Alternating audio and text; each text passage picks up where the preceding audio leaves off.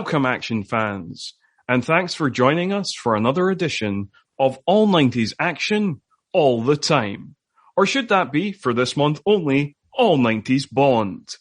I'm your host, Scott Murphy, and on today's show, we are talking about the 18th official Bond and Pierce Brosnan's second outing as 007, Tomorrow Never Dies. So, who was supposed to be joining me for this episode? Well, obviously, my regular co-host, Mr. Craig Jaheim. But unfortunately, Craig could not make this episode because he is too busy currently spreading fake news.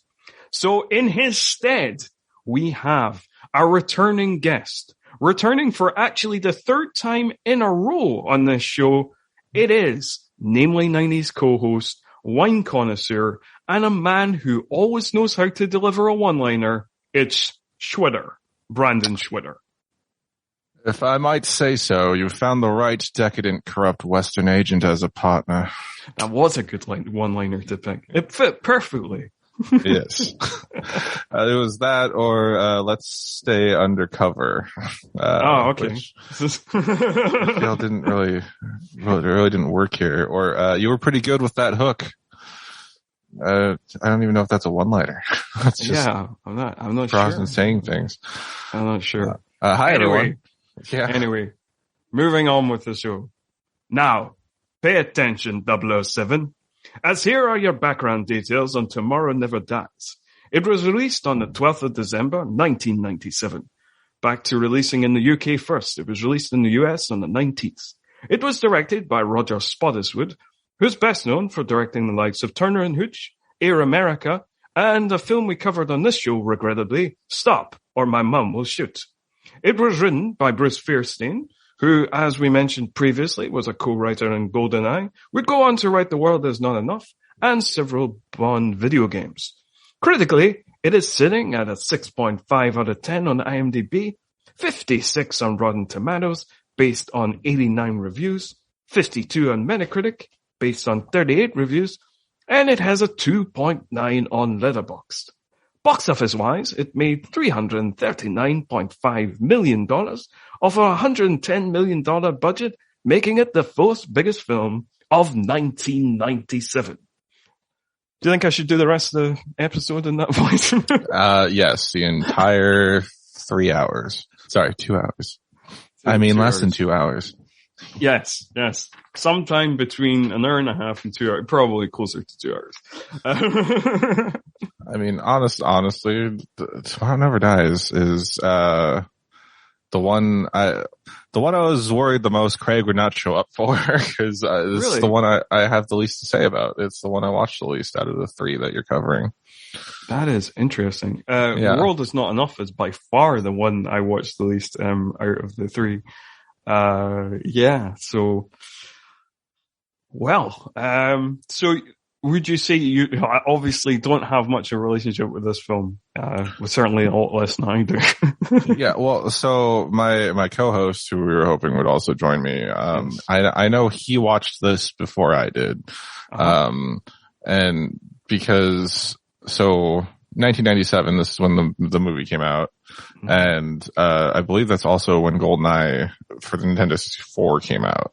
So, yes, I believe so. Yes, I believe they both came out. So I was all about playing GoldenEye, and then he, not owning a Nintendo 64, he was the one that got to see this movie. I had to wait.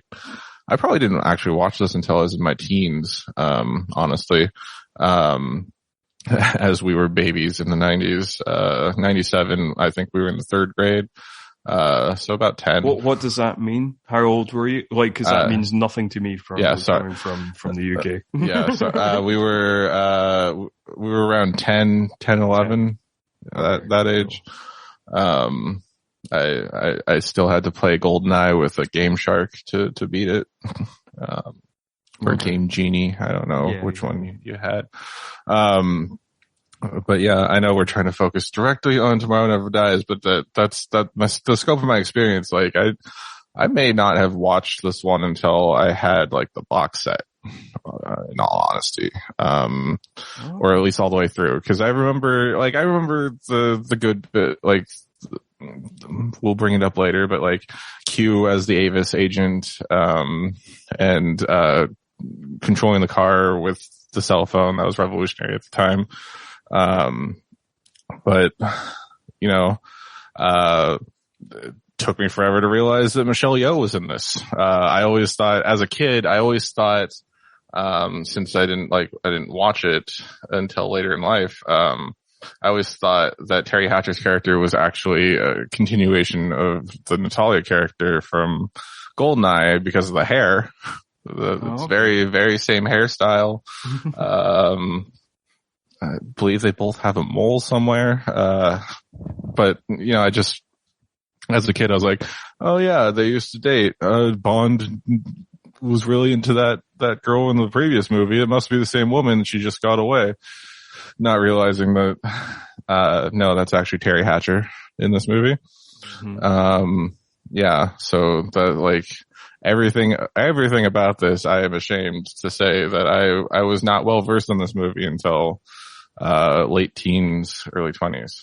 Late teens, early 20s. Oh, that's interesting. So, my relationship to the movie is entirely different.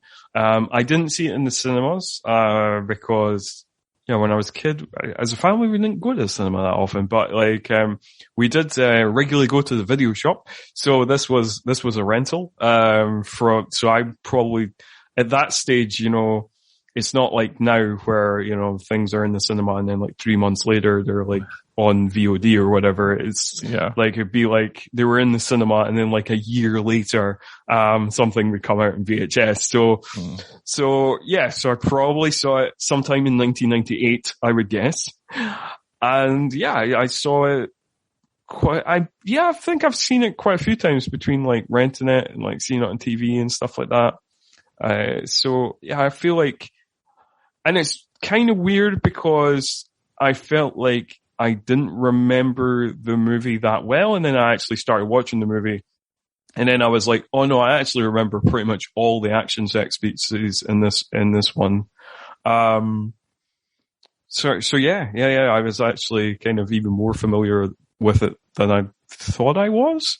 Mm-hmm. And this is one that we'll get into, but I frequently defend this film in that I don't think it's not top tier Bond by any stretch, but it is currently, for the listeners, on my Letterboxd ranking of the Bond franchise, is currently sitting at number 11.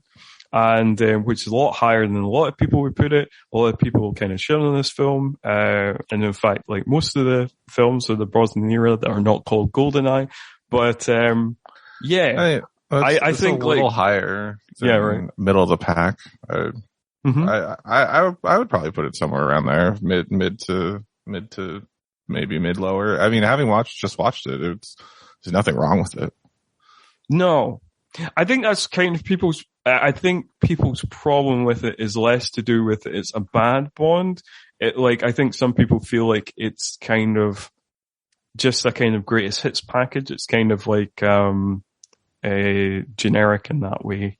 I think that's maybe people's problem with it. And some people, I are also, and this is a thing I diverge on a lot of people with, is some people take action movies too seriously, I think. Some people kind of react against 90s cheese, whereas I'm all about 90s cheese, you know, that's, as we kind of discussed in the Con Air episode, I like over the top cartoony action films, and a lot of people react against that and want things to be more kind of brooding and serious, and like, which often I react against. Technically, isn't this my fourth time on the show now that you mentioned Con Air? Yeah, no, this is your fourth time on the show, but, if you're really listening to my intro, gotcha. I said third time in a row. Oh, I thought you said, okay. I did not piece that together. So to your remark about it being like generic, I understand where they come from on that, just because, like this movie, they're on a boat that has And whereas in the next movie, they're on a boat and or submarine, and I have an image of Denise Richards getting hit by water in a submarine or boat that looks exactly like the interior of this boat and or submarine stealth boat. Like, it blurs together in my head. I don't know. It's kind of interesting when people kind of lay the generic claim against a Bond film or against a lot of different like kind of franchise films, because it really felt like they took GoldenEye and they're like, GoldenEye did well, let's just take all the elements that were good from it and then put it in a new story and just keep it exactly the same and we'll make money.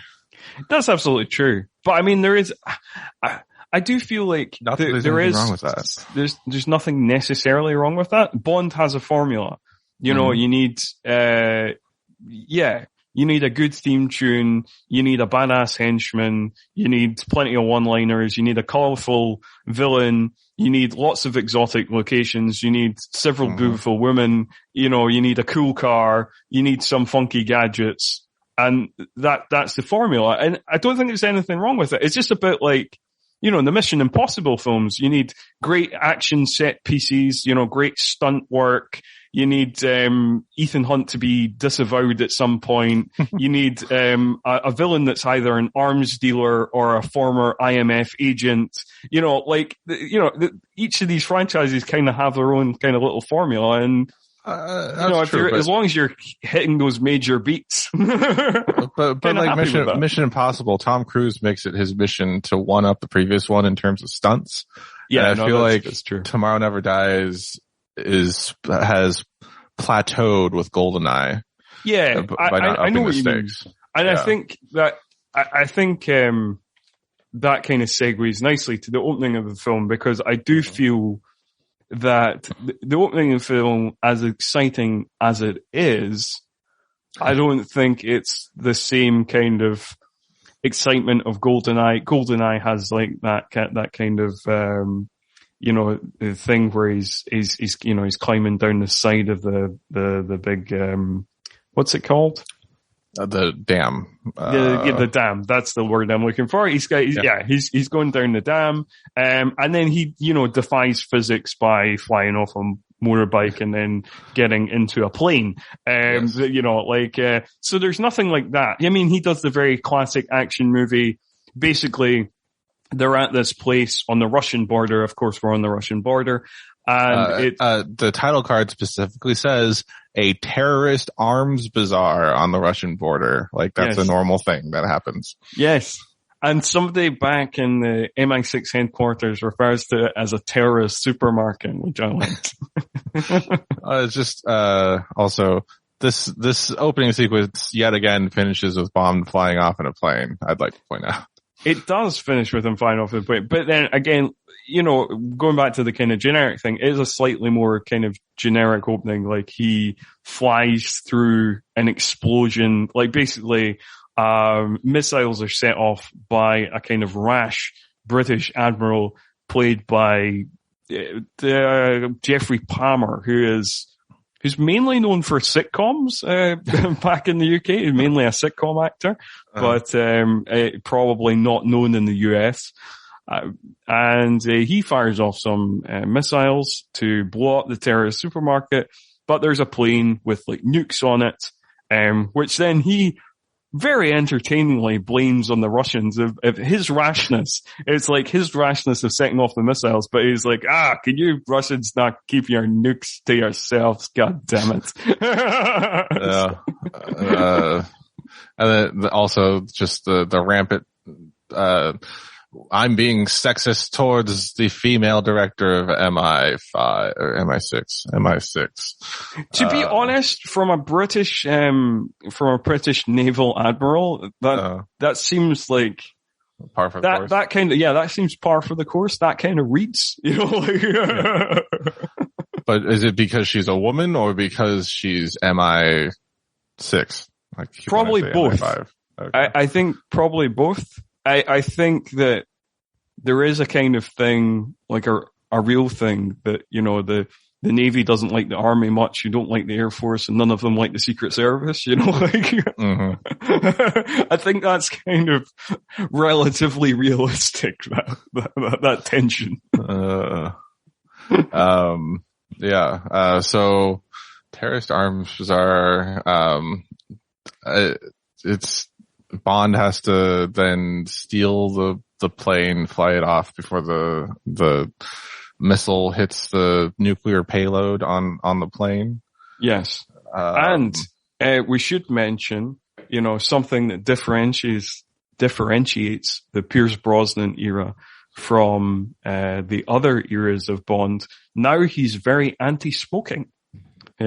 Punches a guy in the face and says, terrible habit. I mean, he's been smoking up until License to Kill, but like, that's a good but point. now he's a very anti-smoking campaigner.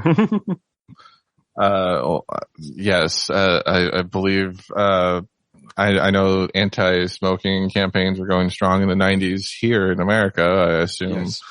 Oh, they were. And also, like, it became a thing because apparently, Martin Campbell, who was the director of GoldenEye, was very anti-smoking and wanted to make that part of the character. And then it just stayed on because obviously, anti-smoking campaigns became kind of big in the kind of second half of the 90s. So the missile fails to be aborted. So Bond has to punch his way through smokers to get to this plane.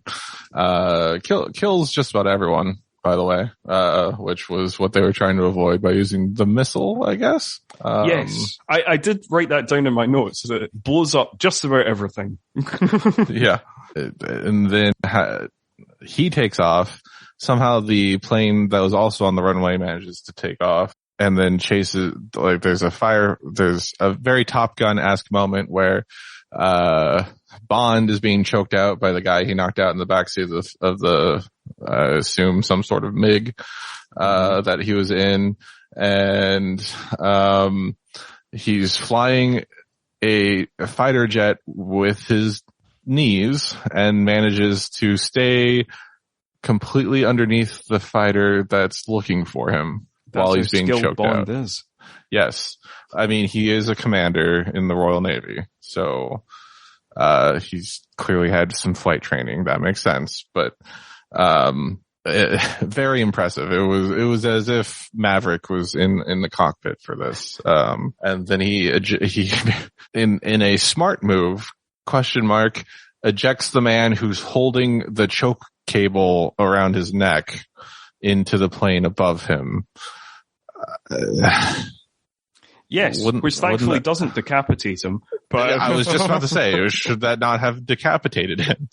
Yes, but thankfully the guy let go of his grip, therefore not decapitating him, and then just exploding the other plane. This is a funny thing. Like, when I was watching this initial first bit, I was like, I don't really remember this. But then when the plane was above and then the ejector seat moment, I was like, oh no, I really remember that bit. Yeah, that really stuck in my head. Which, again, elements from this film blend into the other Brosnan Bond films for me. Like, the terrorist arms bazaar reminds me of the beginning of Die Another Day with the Chinese. I think, aren't they North Korean? Isn't he tortured by the North Koreans? North Koreans. I couldn't remember who was vilified in that movie. Yes, North Korea. Yeah, that sounds correct. But it's a dark place, meeting place, and it overcast, and it looks all the same. Mountains, whatever. I mean, I guess he didn't surf to this one. Yeah, that's true. And then the ejector seat. Did he not just eject her seat in the helicopter last movie as well? Yeah, that's true. There was an ejector seat. Yes, like, because they had to eject her because they were stuck in the helicopter. They were stuck in the helicopter, and they had to eject her seat before the helicopter exploded. Nothing. This is on me because I haven't watched this movie as much as the others. But it does, those are the scenes that kind of blend together for me. Yeah. And making it my personal mission this episode to point out every single thing that makes me think of the other three movies. Okay. I'm sorry. No, it's okay. It's almost a shame that even though Die Another Day is my least favorite Bond movie, it's almost a shame that we're not covering it, because I still to this day don't understand how Die Another Day has one of the darkest, even including the Craig era, one of the darkest openings where he is being tortured by the North Koreans, and has one of the silliest endings, even sillier than like Moonraker. It's crazy, the journey of that movie. Yeah. It's also a wonder how it takes all the goodwill from the first three movies and then kills the entire franchise. Yeah. For some time. For a couple of years. It was only 4 years. It was only 4 years, 2002, 2006. So, but enough that they had to reboot it. Yes, enough that they were like, no, we need to start again, go back to the source material, and which is an interesting thing, because like that's kind of one of the things that differentiates this era of Bond from the other eras of Bond, is we have no input from Ian Fleming at all, even though some of the earlier Bonds were kind of name only adaptations or only took like the first little bit or the kind of first act of a story or a part of the story to kind of weave in to the story of the movie. That this era, it doesn't take anything from the novels. They're all completely original scripts. Yeah. And just, it's interesting that I have no idea what I was going to say. That's top podcasting work from you there. Yep. This is me, no butting instead of yes anding. Oh wow, I had something and it's just completely gone. Well, hold on to that thought when it comes back. Whenever it comes back, we can talk about it. But we'll move on from the opening, and then, like we did last time, let's discuss the theme tune. Okay. I had thoughts last time. You had thoughts on the theme tune last time? I said them. Yeah. Oh no, specifically this one, because I remember. Yeah. I don't have, again, I think this is going to come up a lot in this episode. It's good. It's not bad in any way. It's just not like top Bond theme tunes for me. Tomorrow Never Dies, Michelle Yeoh. Like, great singer, I guess. A good song. It's just, it's very, the thing I figured out when I watched it this time around, it's too loungy for me. It's very, it's not catchy enough in the way that it makes me want to, like, it doesn't give me any energy. Like a lot of the other theme songs for the movies, really get your energy up or, interested or whatever. This one's kind of a lullaby, I imagine like just like 2 a.m. in some gritty, burlesque show type, thing where there's just a lounge singer being like, until the day. And it's just like, Tomorrow Never Dies. Yeah. So I was going to ask you a little bit extra on the music before we go back into the movie. So the first question is, do you prefer Tomorrow Never Dies by Sheryl Crow, or, I don't know if you watched the end credits, Surrender by K.D. Lang that plays over the end credits? I think I prefer Tomorrow Never Dies by Sheryl Crow. Really? That's interesting. Because I actually think I slightly prefer Surrender. I was like, really? Oh, yeah, I think I would have preferred this as the theme tune. I think they're both decent enough songs, but I think I prefer Surrender. I mean, I think the first problem is anytime you name a song Surrender, you just, instead of whatever beautiful melodic tune it is, it just invokes Surrender by Cheap Trick. Okay. That's the first thing that goes wrong there. It didn't, so I didn't watch all the, well, yeah, I did. It didn't resonate as much with me, but to be fair, They don't include this in the collection of James Bond theme songs. So I've only heard the song once or twice. Yeah, but they only include the opening credit themes in the. Not true. They have what's the one that they used a lot in the last movie? All the time in the world. They include All the Time in the World, and they also include the Moby remake of the James Bond theme. Right. Was made for this movie. Yeah. Yeah, no, that's true. That's true. All the time. Often the end credit song, because like the Pretenders do like an end credit song on like License to Kill, and there's a few other end credit songs that never get included in the collections. But yes, All the Time in the World always gets included because like the main theme for On Her Majesty's Secret Service does that kind of weird acid rock remake of the Bond theme song. So Wait, you said the Pretenders did a closing Bond song? I didn't know that. Yes, on License to Kill, I believe. Am I saying the right band? Living the Chrissy Daylights. Hine band. The Living Daylights was. Oh, the Living Daylights. That's where I'm getting. Yeah, I was getting my. You're off by one. I'm off by one. The Pretenders did an end credit song for the Living Daylights. He said editing the previous bit out. It was the first one to have a different song over the closing credits. That's interesting. I didn't realize that. So there we go. So there's a few end credit songs that don't get included. There was an end credit song last time that I now can't remember. Anyway. Wasn't good. Overall, we talked a little bit about the score of the last film and how it's kind of, the incidental music was kind of a bit odd for a Bond film because a lot of techno. And there's some kind of techno mixes on this as well. But this is far more a traditional Bond score. There's a lot of the classic Bond theme guitar in this movie. So did you prefer that? Did you prefer that they went back to the kind of traditional palette of the Bond score? I did and I didn't. Cause they didn't get John Barry back for this one. No. So it was a lot of nods to the James Bond theme, but it also went in like, not off key. What's the word I'm looking for? They went with like the minor versions of it. Like they pitch shifted it to weird places. Like they had the Bond theme, and then there was like dunna dunna. It was just a little bit off. Right.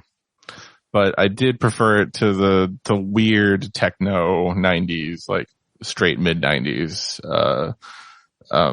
orchestration, or I guess bleep looping of the GoldenEye OST.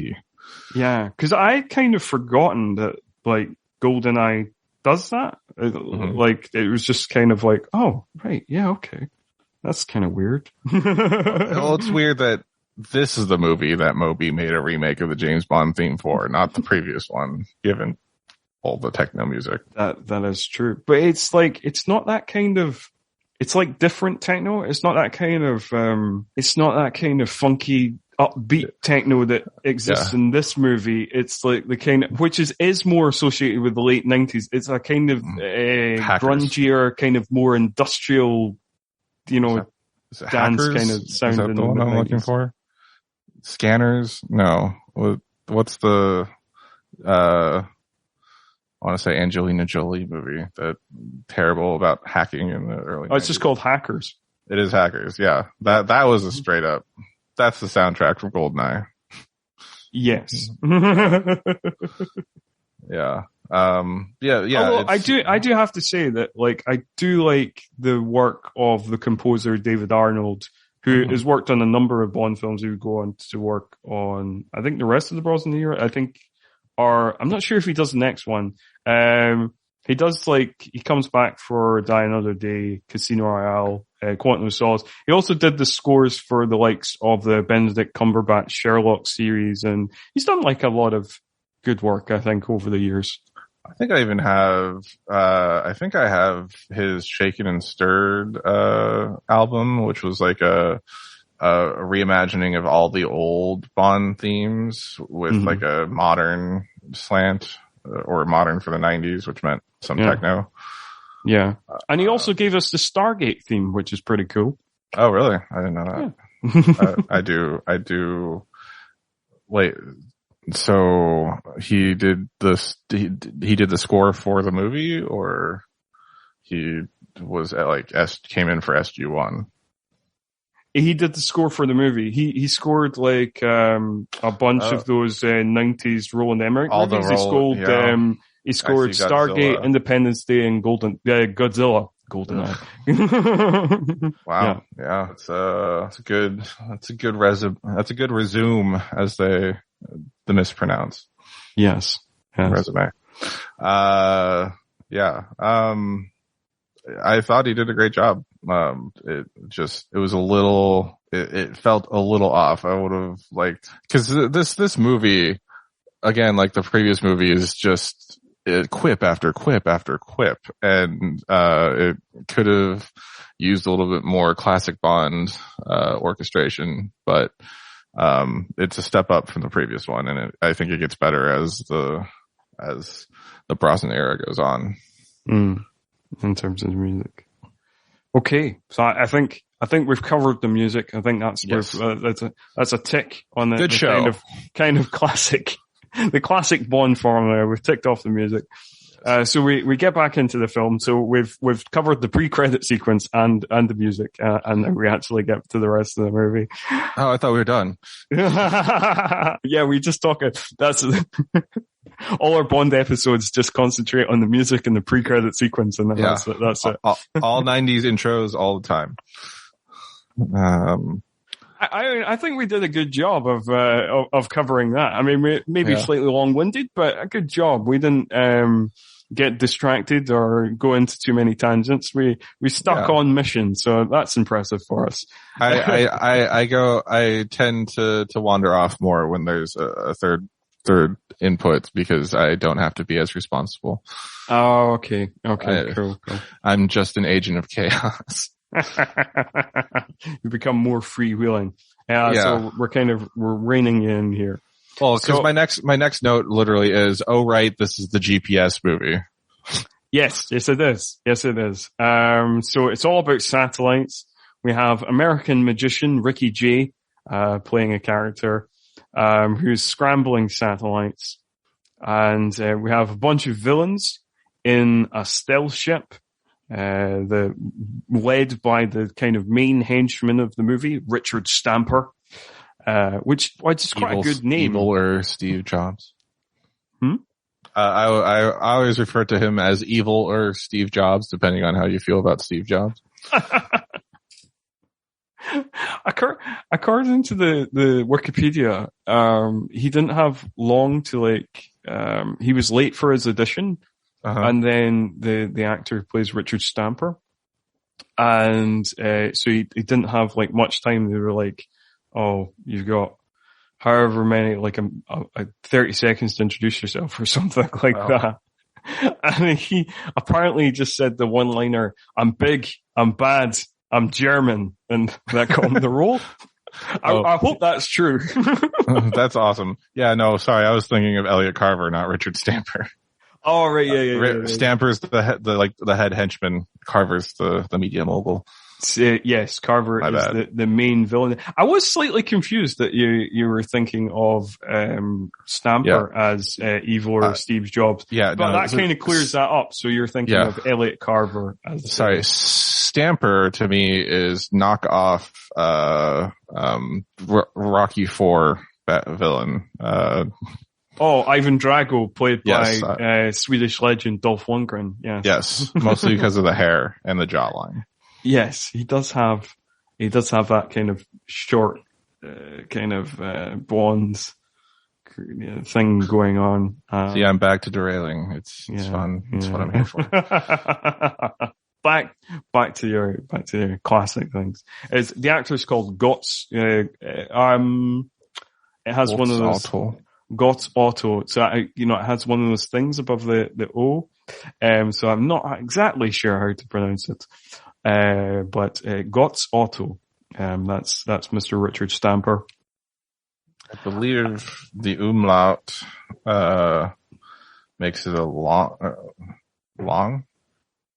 Yeah. Gotz. Yeah.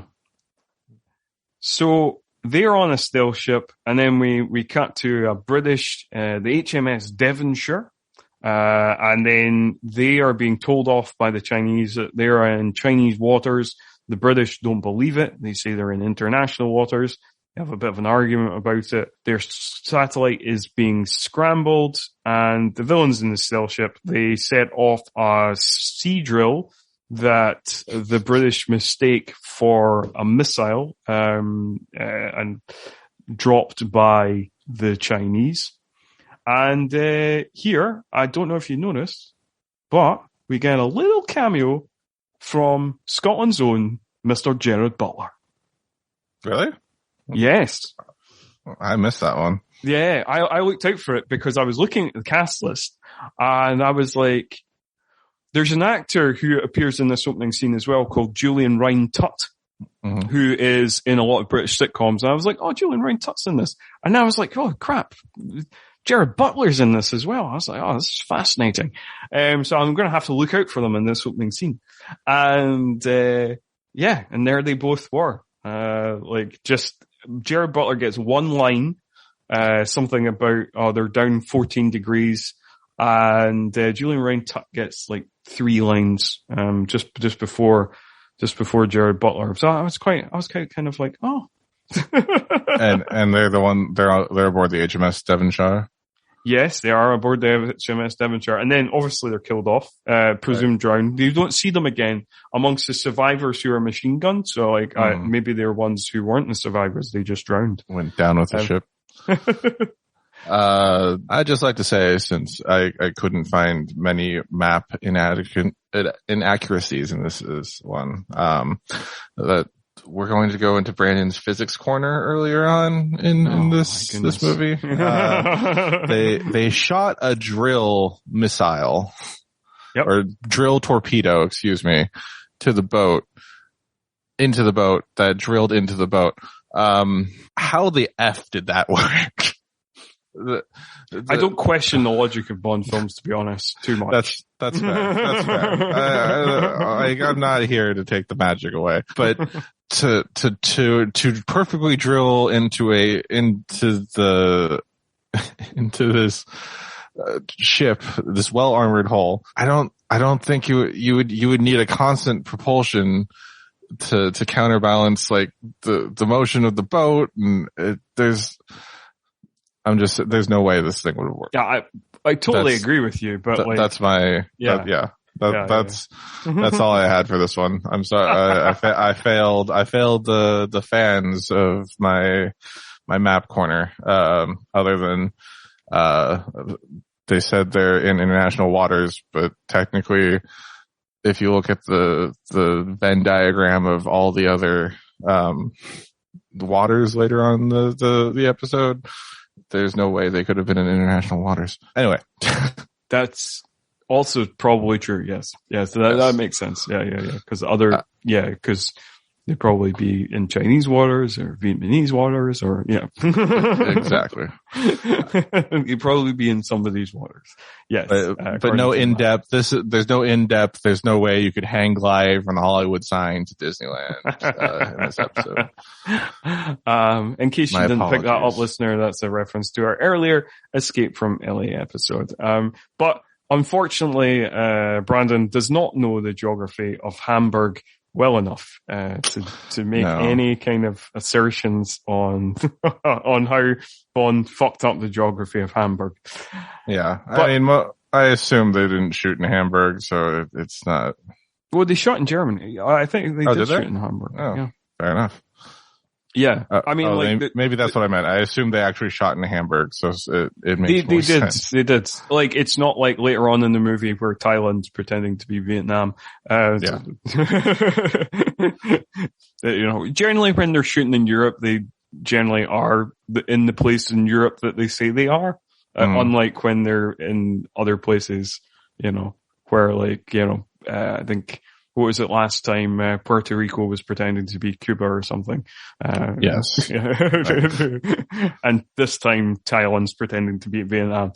But, so there's certain places that they pretend they are somewhere else. But, generally in Europe, they are like, if they're like in France or Germany or whatever, like they are in those places. Or they're in a Pinewood studio. Yeah, sometimes. Pretending weren't they locked out of Pinewood for Phantom Menace for this one? Yeah, I think you're right. I think I saw that somewhere. Yeah, I think they were filming somewhere else. I think they did that with... Oh, no, that's Levston Studios. Which was the abandoned Rolls-Royce factory for GoldenEye. Yeah, for GoldenEye, because they didn't shoot in Pinewood for GoldenEye. So, cutting back to the movie, we get introduced to Carver, who I like villains who are just like cartoonishy villainy sometimes. Like, it doesn't work always, but I think it does in this film. And generally, I like villains who monologue and who have like kind of cartoon villain meetings. And so like the introduction of Elliot Carver is really something for me. It really tickles me and it really entertains me. I don't know. Some people react against they want villains to be more villainous and more grounded or whatever. But I quite enjoy the cartooniness of Elliot Carver. How about you? I think it works well here. I don't think it works well in, say, Jurassic World Dominion. Okay, I've not seen that yet, but I'm just all I'm saying is these are both very Steve Jobs or Tim Cook-esque characters, and like you could see that influence on their like outfit and haircut. But no, I thought this was a perfect fit for this movie. Because they still don't have the rights to Blofeld at this point, right? So why? That is correct. They would not get the rights back until Spectre, I believe. Yeah. So they have this villain that has all the henchmen and the videos and video screens and teleconferencing, and it's very like Spectre-y, except it's his own media organization. And this was right as the 24-hour news cycle and the like cable news channels were starting to boom. So it was a very why am I blanking on words today? It was of the time. It was very on point for what was going on in the world. Topical is the word. I guess in terms of look, I can see where you're coming from with the Steve Jobs thing, but in terms of presentation, in terms of like his talking, and the kind of psychology of the character, it was very much more based on people who were big in the British media. There was a very famous British media baron who was also a big time fraudster called Robert Maxwell, who sounds familiar. Yeah. He owned like the Mirror Group, who owned, which is a kind of, the Daily Mirror is like a kind of big tabloid in the UK, one of the big red tops. It's what we call kind of the tabloid papers because they have red tops. So like the Daily Mirror, the Sun, stuff like that. And so he owned that, and then he ripped off a bunch of people, and then like his death is kind of referenced in this movie because like he fell off the side of his yacht in a presumed suicide. So like that ties in with the end of this film. Curious. And also the other main person it's based on is the evil controller of all media, Rupert Murdoch. So, yeah. And those were very not veiled references either. No, this is very clearly kind of, and I think because like Robert Maxwell had been dead for a while by this stage, this was like 1997. I think he died in like 1990 or something like that. So people were very much drawing parallels at the time with Rupert Murdoch. This was being based on Rupert Murdoch, who, you know, kind of controls a lot of media in a lot of different places. He has a lot of newspaper and television in Australia, where he's from.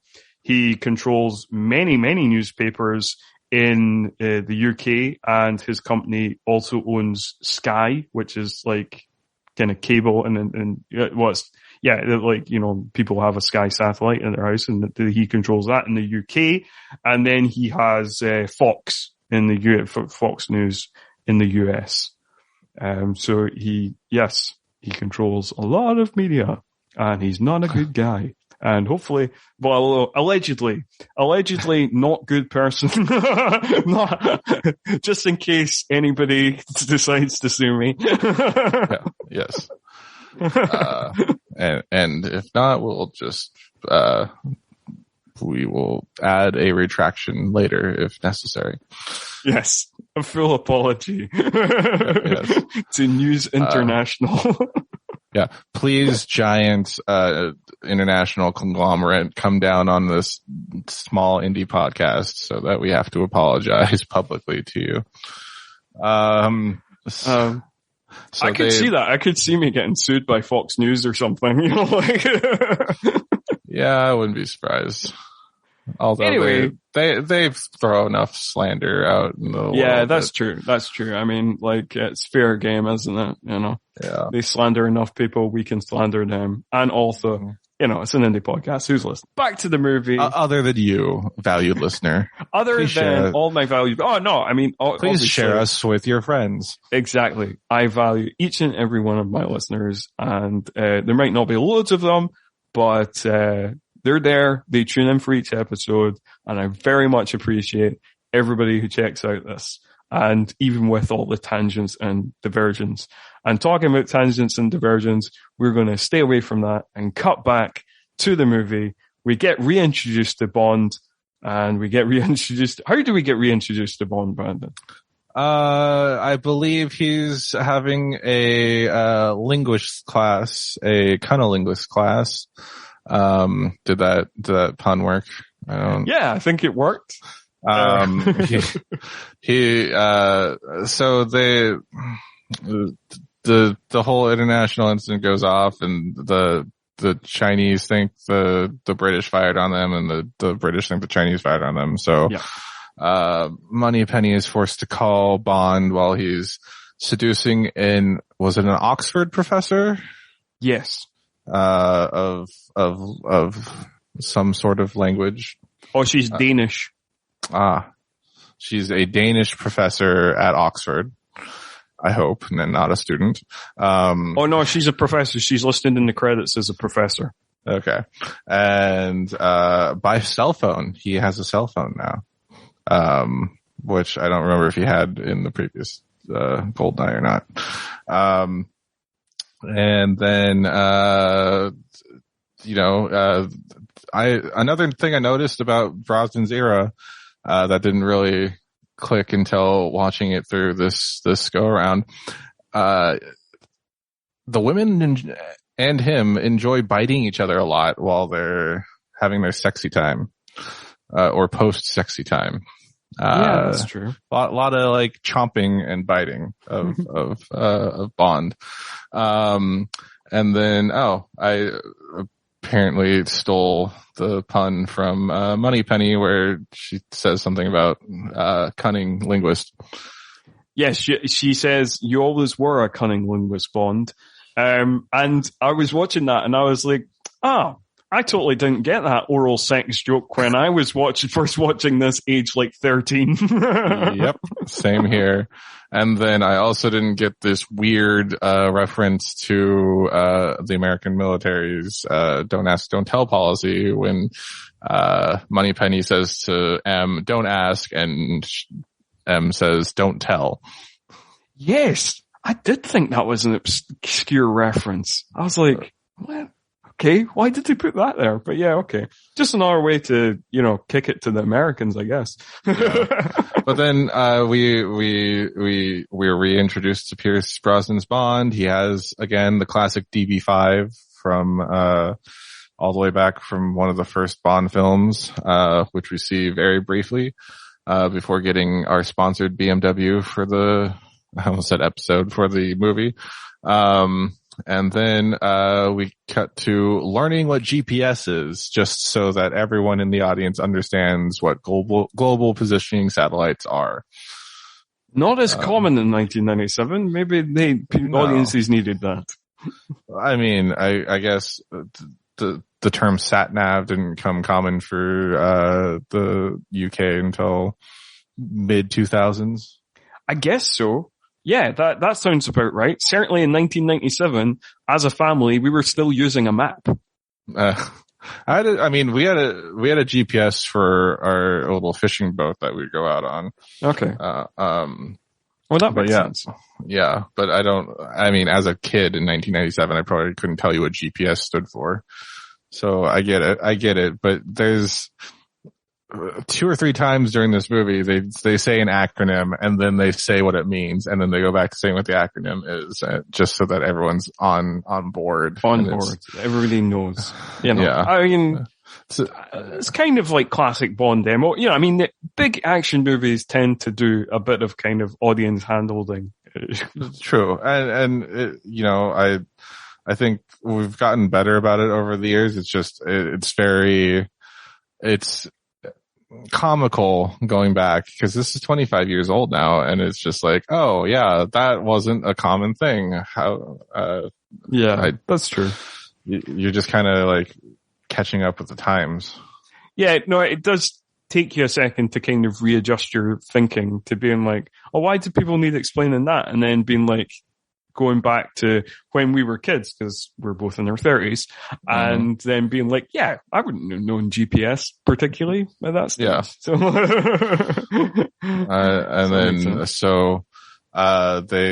what happens? The general is kind of saying we should go to war with China.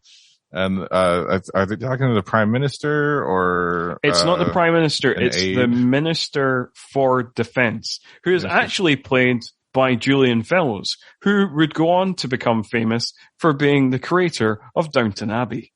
Oh, well, that's awesome. I think, depending on how you feel about Downton Abbey. Not particularly a fan myself, but I know lots of people love it, and I don't want to shit on it too much, because lots of people love it. Then they come in with the Tomorrow newspaper has said that the Chinese massacred all these sailors of ours that abandoned ship, and according to a source in Vietnam, sailors in Vietnam who found the dead bodies. And it's like, okay, we're going to war, and then the Minister of Defense is like, okay, you could do your thing too. You have 48 hours, and somehow the rest of the movie takes place in 48 hours. Again, I'm not going to question the logic of that. I did think of that at the time. I was like, 48 hours? It's like, a lot happens in this film for 4. But anyway, it takes 2 hours or 48 hours for the ships to get to China, apparently. I think that if we went over all of the plot logic of a Bond movie, the episodes would be about 5 hours long. So we can't stay on any of those things for too long.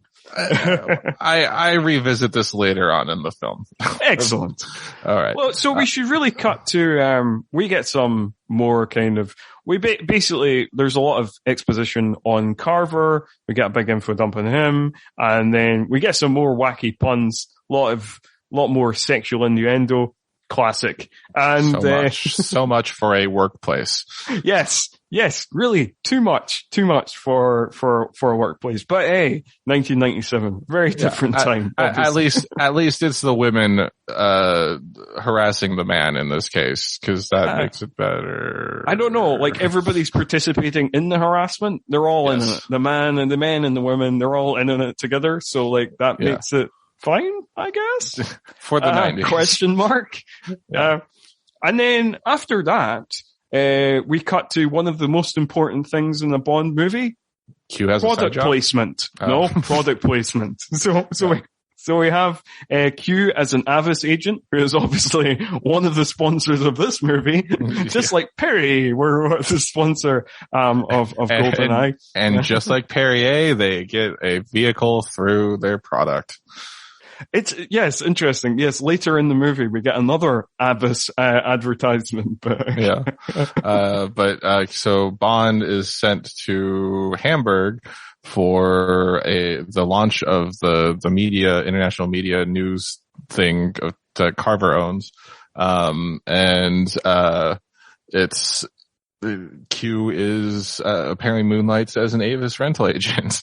No, he gives Bond his new cell phone, which has a bunch of cool gadgets like a fingerprint scanner, which scans not your fingerprints, but the fingerprints that are placed down somewhere. Was it a 20,000 volt taser out of the bottom of his phone? That sounds like a lot. It does. A high powered taser. And then it flips open, to reveal a trackpad and a monitor that allows you to control the new BMW, which Q is incapable of driving because he's an old person and doesn't know how to video game. But 44-year-old Pierce Brosnan does? Yes. He clearly played Pong as a child. Yes. And then, you see the car drive by itself. It looks like magic. And then there's the shot where you can clearly see a driver in the car. And, cut forward to the party where, also it's, previously revealed that Carver's wife is, Teri Hatcher from the New Adventures of Superman. Indeed. And this is very much in the kind of classic Bond style of I think there's a couple of films where Bond proves himself to be an adept spy. Like, on Her Majesty's Secret Service, he goes undercover as another character for like pretty much the whole of the second act. So like that's impressive. Uh-huh. But most of the time Bond is a very effective action hero, but very ineffective spy, because he just immediately blows his cover by acting in a totally suspicious way, hitting on Carver's wife, and then kind of basically saying to Carver that you are the villain of the movie. I think you covered all the beats there. Yes. Also, he's straight up James Bond. He doesn't need a cover name. He's just Banker. Correct. My name is Banker James Bond. Wait, why did you use Banker in your name? Yeah. I like how she immediately just slaps him, and then says, you said you'll be right back, or something to that extent. That does seem like a classic Bond move. I could very much picture that scene of just Pierce Brosnan being at the door, like, I'll be right back. And then, and suddenly 3 years have passed and, she has a child out of wedlock. And I enjoyed the part where it was just like, he just under his breath, he's like, I got busy. But then she asks the classic line from this movie, tell me, James, do you still sleep with a gun under your pillow? Which clearly he does. Yes. Like this was in the trailers, I'm pretty sure, back in the day. Yeah, it is one of the lines that I kind of most remember from this film. There is a later one-liner that, is kind of forever imprinted in my head, but, Is it on the motorcycle? Was it when they're on the motorcycle? No, the other one-liner that you remember? Oh no, I know which one it is. It's the printing press. Yes, they'll print anything these days. I have that written down as well. So apparently there's a bunch more double entendre this entire time. he meets back up with Carver with the wife there, and Michelle Yeoh's there as well. Michelle Yeoh's character as Wai Lin, a Chinese spy, but she's posing as a news reporter from China. Again, very good action hero, but again, not necessarily a better spy than Bond. More convincing cover than Bond, but not only entirely convincing. Only because the camera follows Bond and not Michelle Yeoh. That is true. Also, you said Brosnan was like 44. Teri Hatcher's 32 in this, which was impressive. Michelle Yeoh is 34. She looks like she's 28 at best. So, not this being 1997, age differences, not ridiculous age differences. Yeah, not ridiculous. They're not in their 20s, the Bond girls. That's impressive. Yeah. So only 10 and 12 years age difference, which, for an action movie of this time. Yeah, for an action movie of this time, that's relatively, it's not like 20 years or anything. Yeah. And then Carver just has a really weird reaction about Bond because he feel like he acts like he's like, I knew you. He's acting like he knows she slept with him, and it's like, dude, your wife had a life before you were together. Obviously. Yeah, it is kind of weird like that. It was just like, but I guess you get kind of creeps like that. Or just like, don't like to think about the previous sex life of their partner, Yeah. I mean, it's not something you need to dwell on, but. No, it's not something, but you accept it. You accept that they were a person who had a life before you entered their life. Exactly. And then, Carver's tech goon, I forget, you mentioned his name earlier on.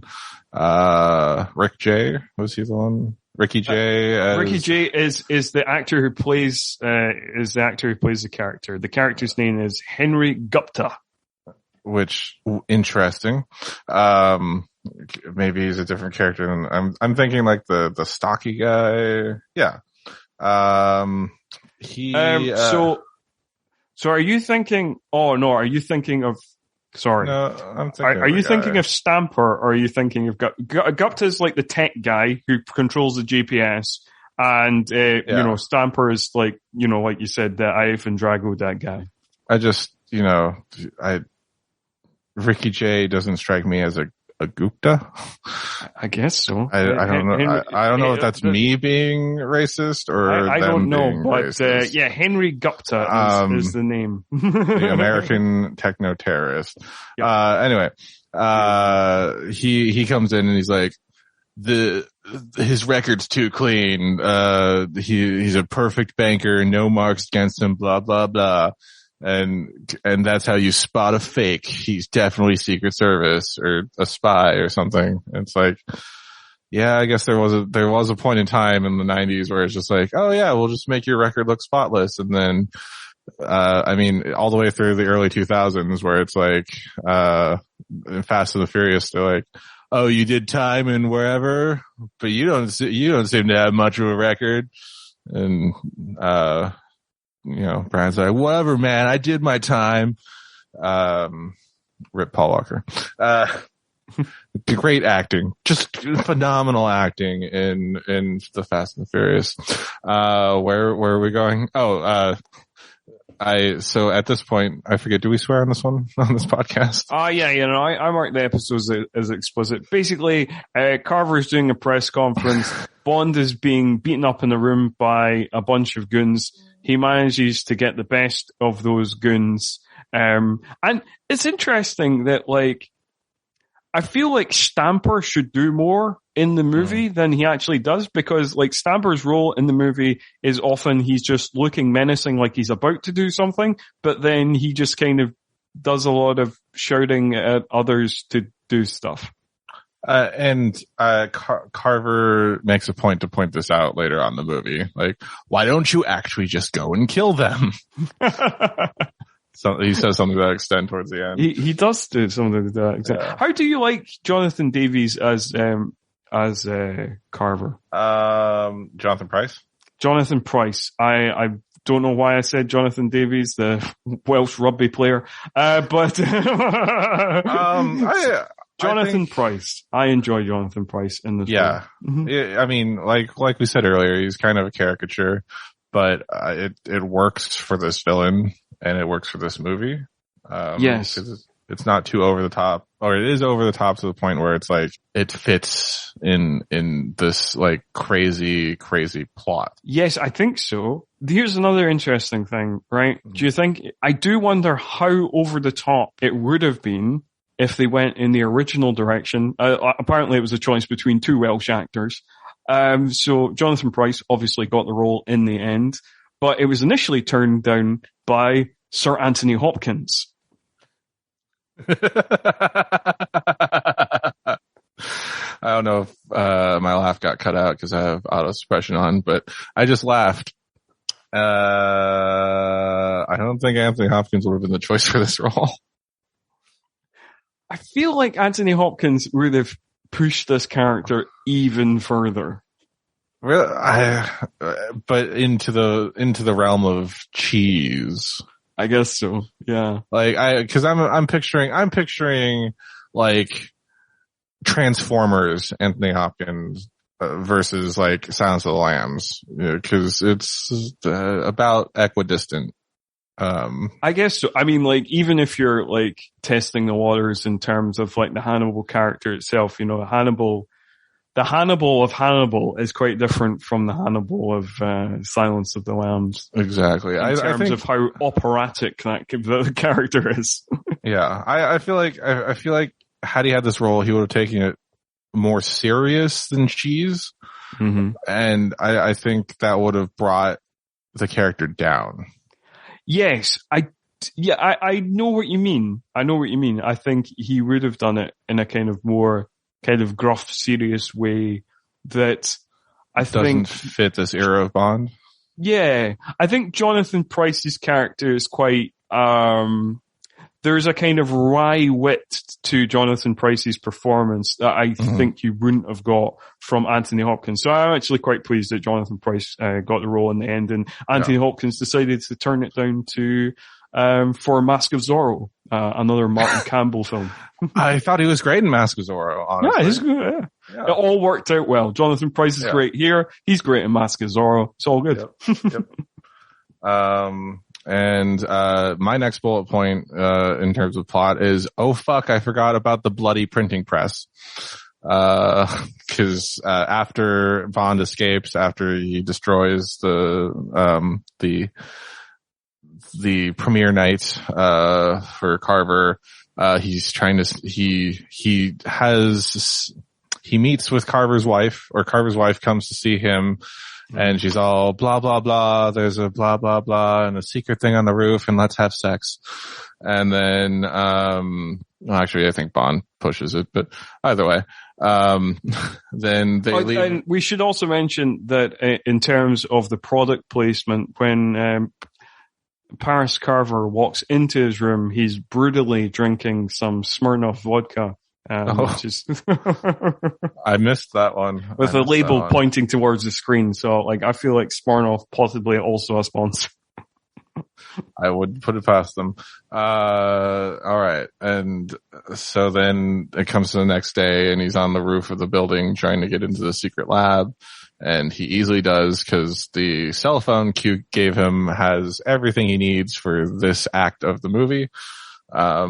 Quite literally, that was that's like a Bond trope that Q gives exactly the right thing for the movie, but it got condensed down into just a single action bit, which I found funny. Yeah, this kind of section of the movie, cause it works for, entering, the kind of facility, the secret facility that's on the top of his skyscraper to where he keeps the scrambler, the GPS scrambler and all that.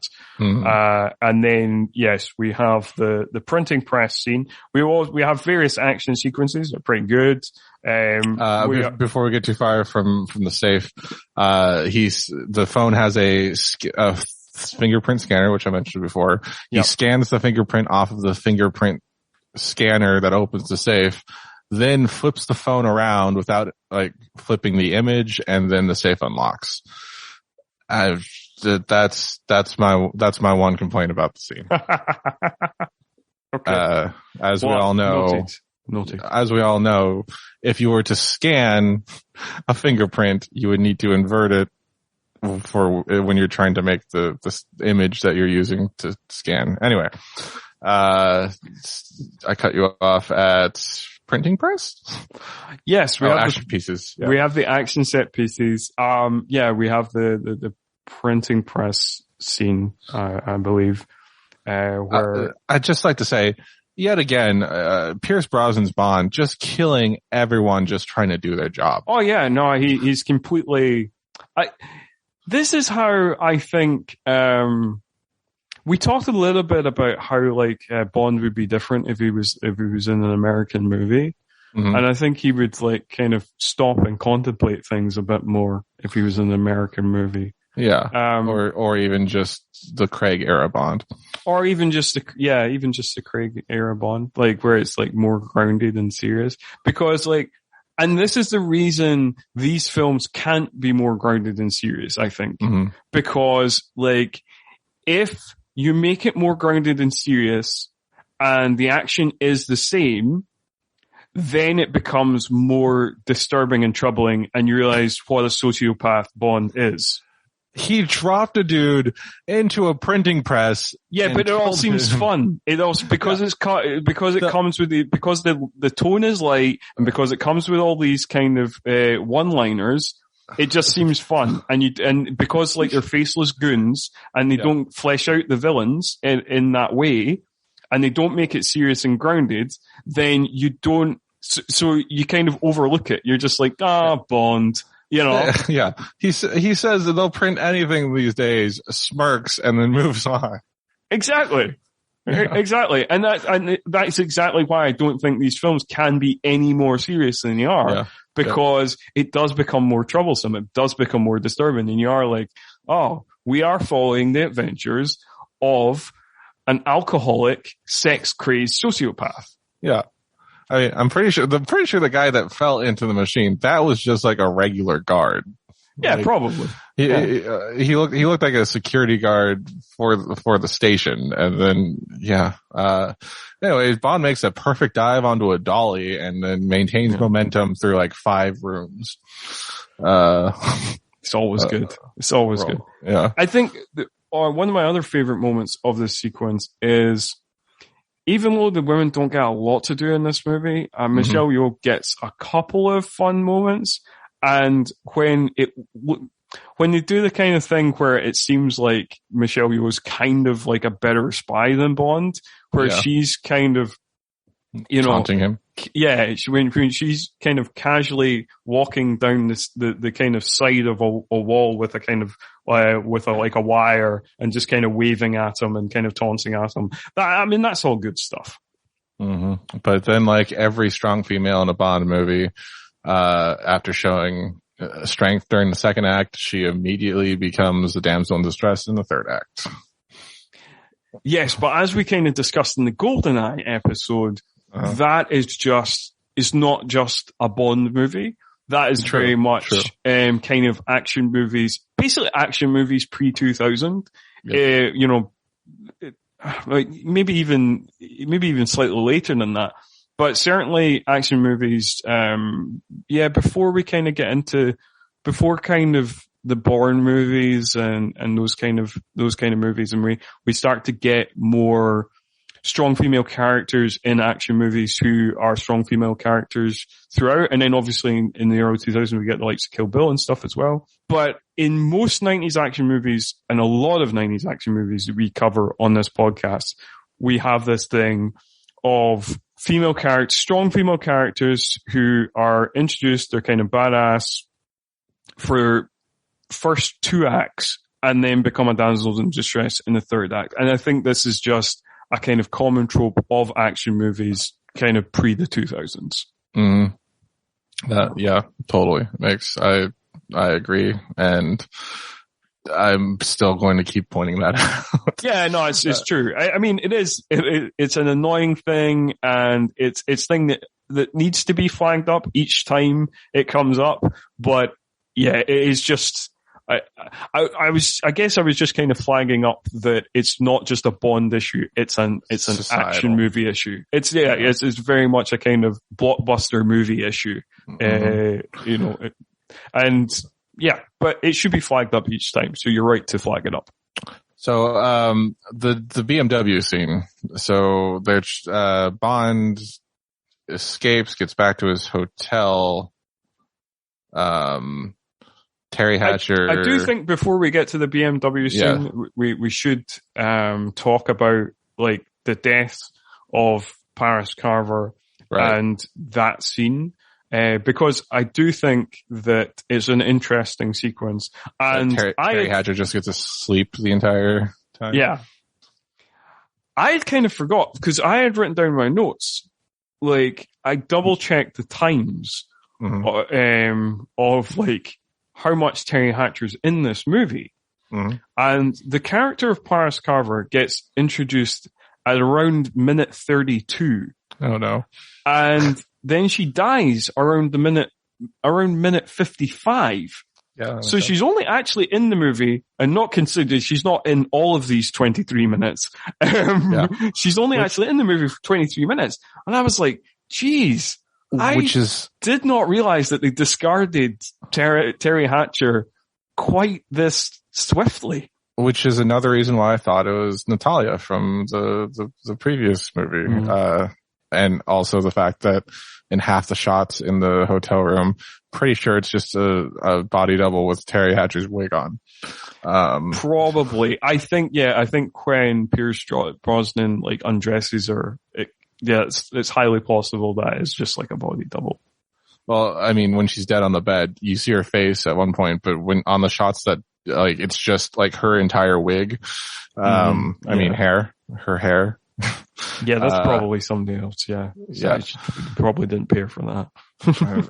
I mean, it would be a cherry gig for her, but still, Mr. Vargas is in this from Fast Times at Ridgemont High.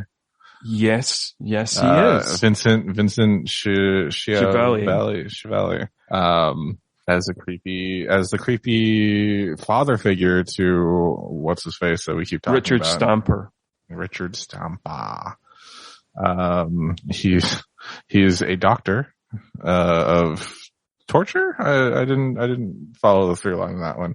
He's a professional assassin, but he's also, it seems like he's a he is some sort of psychologist. That's what it was. Apparently he's also a professor of forensic science. That's what it was. Yeah. He's a professor of forensic science, who is an expert marksman and apparently does kind of torturing as a hobby. But like, I really like this scene. I like when rewatching it, I was like, oh, I really remember this scene. And I thought I like the humor of this scene where they can't get into the BMW, and then he's like, "Oh, I'm so sorry. This is so embarrassing, Mr. Bond. This never happens to me. You know, can you give me can you give me the keys to the, how you get into the BMW? I just, so embarrassed." And then he uses the taser by having yet another Brosnan Bond film where he tricks someone into using the gadget against himself, which is not a Brosnan only Bond thing. It's just, we had the pen in the last one. Yeah. This one is the cell phone taser. But I mean, that goes back to Connery's era, I'm pretty sure. But I think that the thing about this scene, and the thing that kind of disappoints me about this scene, is this scene's so good that I wanted more of Dr. Kaufman as a henchman. Yes, like, I just wanted more of him in the film. I was like, man, he dies in like one scene. He gets this one great scene where he just lights up the movie, and then that's it. Damn. Fun fact, same amount of screen time as Teri Hatcher. That's not true. No. It's close though. It's close. It's not. If Teri Hatcher wasn't in this scene, it's just true. It's almost the same time. I mean, it's not that much different because Teri Hatcher this is like her third scene in the movie, and she's now just dead on a bed. So she had 2 scenes where she interacted with Bond. One at the party, one at the hotel room, and two scenes where she was undressed 3/4 of the way. Yes. So not much massive disrespect to one of the leading ladies she was very popular in the New Adventures or Lois and Clark, the New Adventures of Superman. Yeah, she really was, and because I was like a big fan of that show, so that was kind of like. I was like, oh, there's a bunch of people that I know, like, oh, this is cool. As well as people, Teri Hatcher's in the movie. But I always forget Teri Hatcher, how little Teri Hatcher is in the movie. It's interesting. Yeah. But then we get to what is possibly the best scene in the movie? The BMW scene? Yes, where he tries to escape from the car park, where he's using the remote control. I think this is a great action sequence. Mm-hmm. I agree. And one of the better Bond car chases. I would say so. And it's interesting because, you've got this kind of limited space, so we're just kind of driving in circles around this car park. Mm-hmm. But they really do make the best of it. And there's like individual beats in the sequence that I think are great. I particularly love, when like the windscreens have been like knocked out and the guy who fires the rocket launcher right through his car and blows up one of the henchmen's cars. That's a good one. Yeah. My only nitpick about it is that they shot the car up prior to it, but once it's in motion, shooting at it shoots out the windshield. That is true, because we saw that they were trying to shoot it up. They were trying to sledgehammer it, and nothing kind of worked while it was parked. But the windscreens just explode when it's being driven around. So that is quite funny. Yeah. But then it ends with Bond jumping out of the car and then driving it up to the top of the car park and off the roof into an Avis office. Getting our second bit of Avis product placement. I do wonder how much you have to pay to get into a Bond movie.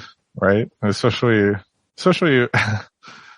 as a rental car service.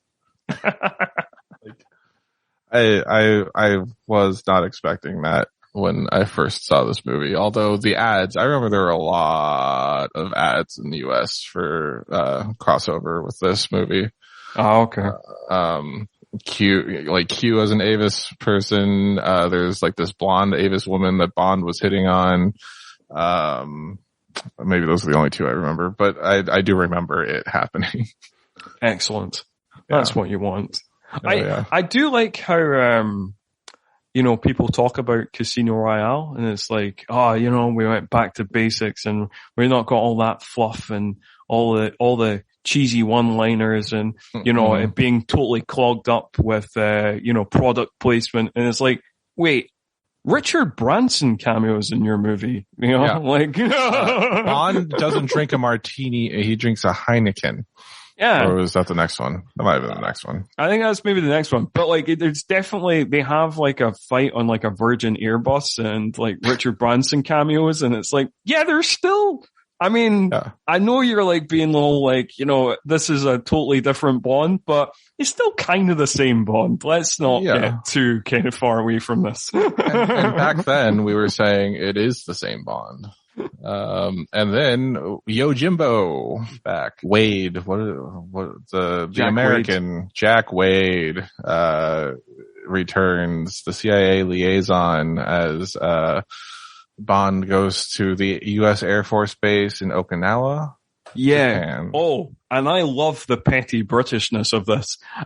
So Jack Wade, says a line where he's like, "Oh well, we don't want to." The unofficial position is we don't want to start World War III unless we are starting it, because Bond movies just love the dig at the Americans. Oh yeah. That's a good one. And then there's a guy, at first I thought it was Paul Reiser because it kind of sounded like him and I couldn't tell like who was there, but it's Colin Stinton. Yeah. And if you're familiar with, the long running UK series Doctor Who, in the third season, the penultimate episode, I want to say, Sound of the Drums, he plays the president that gets killed by the Master. Spoilers for a 10-year-old episode of Doctor Who. He plays the president of Doctor Who. Because I was like, we should clarify that is the third season of the comeback show, the series, the reboot in 2005. Yes. So it's not the third season overall. No, you know. Not the Hartnell. It was Tennant era. It was interesting that, I was like, I recognize that guy. I don't know why. And then it's because he plays the obnoxious American president in Doctor Who. And looking at his credits, he plays a lot of like Americans in British, or English, TV. Yes, he is a very known kind of face on British television. I was surprised that you kind of recognize him, but like, yes, I know that you're a Doctor Who fan, so that makes sense. I am a Doctor Who fan. I think I have two TARDISes just staring at me right now. So yeah, Bond returns the GPS scrambler. Yeah, essentially what that was. And then, gets them to give him to allow him to halo jump into, where the actual coordinates of the Devonshire went down. Which is interesting because yes, this is the scene that we learned that they weren't in international waters, they were in Vietnamese waters. So. Yes. They weren't even in Chinese waters, so which was the interesting part. And yeah, I think this is one of the first halo jumps that you see in cinema. Which is not, this was the other one that they pointed this is a halo jump, high altitude, low opening. Right. Yeah. People didn't know what a halo jump was back then. And I have to say, like, you know, we've been discussing the action sequences. The action sequences are really good in this movie, and obviously second unit work was done by, you know, stunt work legend Vic Armstrong, and all the kind of stunt work and action set pieces are really quite strong in this movie. I mean, like up until like Tom Cruise did an actual halo, didn't he do an actual halo jump in one of the recent? I think so. That wouldn't surprise me. I can't actually remember. Like the Mission Impossible movies are weird in the extent that I can never remember the plot of Mission Impossible movies. They're just like a kind of jumble of action stunt set pieces in my head that I want to. Yeah. I want to say it was the last one because they were that was the stunt that elevated it from the previous one. I think the stunt that always sticks out in my head from the last one, Fallout, is when he jumps onto the side of the plane while it takes off. Oh, yeah. Near the finale. Maybe it was the one before then. That's right. It might have been the one before, but I know like it was in the trailer that like this is the first time an actor has done a halo jump. Yeah. Because I always remember like I can never remember what it is in like the third one, but I always remember the second one is like the big stunt is like really the opening where he's climbing, he's free climbing. Yes. And then like the big stunt in the fourth one is like the Burj Khalifa thing, where he's going. Is that where he's running and it's collapsing around him, or? No, when he goes up the side of the skyscraper and then he gets chased by a sandstorm, which he outruns after that. But like, you know. because he's Tom Cruise, I guess. Yeah, and he could outrun anything. Yeah. Certainly on film he can. Yes. So Bond jumps into Vietnam. He goes down to the shipwreck where he runs into Lin again, and then I think the ship is sinking further, and they barely get out. They have to leave their oxygen tanks behind, and it's supposed to be dramatic because you think they're going to die, but it's a Bond film, so of course they're not going to die. Yeah, but I think like it's also the problem of it's often difficult to make underwater sequences seem kind of exciting. Yeah. Like, cause of all the action sequences that happen in the movie, like there's there's never any stakes of like, oh, Bond might die in this sequence. Like, unless there's a shark. Yeah. But it's always exciting. Like the scene in the car park is exciting. The pre-credit sequence in the plane's exciting. The later sequence that we get on the motorcycle is exciting. And, but this bit just isn't. Like, I remember watching this bit and I'm just being like, oh man, the score's really doing the heavy lifting here to kind of try and make this seem like tense and exciting. Oh wow, we haven't even reached the motorcycle yet. I'm sorry for all of my tangents thus far. It's okay. Yeah. We are kind of getting towards the end of the movie, so it's okay. Gotcha. So we're kind of going to move along at a slightly quicker clip now. So basically, they escape from the sinking boat. They come through the missile tubes.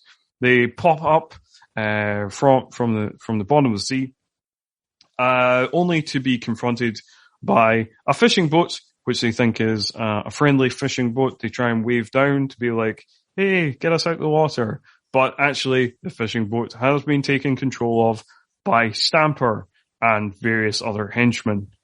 They are then taken to Carver's headquarters in Vietnam, where he's got a large skyscraper with his image on it, like he has around the world, I guess. And then Carver gives another Carver monologue. Jonathan Pryce is really quite good at these kind of villain monologues. He seems to be having a lot of fun with them. And then we're introduced to the concept of chakra torture, which Stamper has apparently learnt from the deceased Dr. Kaufman, which he's very unhappy about. So, like, he was a mentor figure, as mentioned. And then, basically, they in relatively quick order, escape from this situation. And for this section of the movie, the wardrobe choice is that Pierce Brosnan has a shirt that's about 3 buttons open. So it's this kind of a particularly suave, sleazy look he has for this kind of section of the movie. He's Hasselhoffing it a bit. I like how they unnecessarily harpooned the guy that was supposed to be on the fishing boat, bringing them up. Stamper. Yeah. And clearly Bond is wearing that guy's clothes.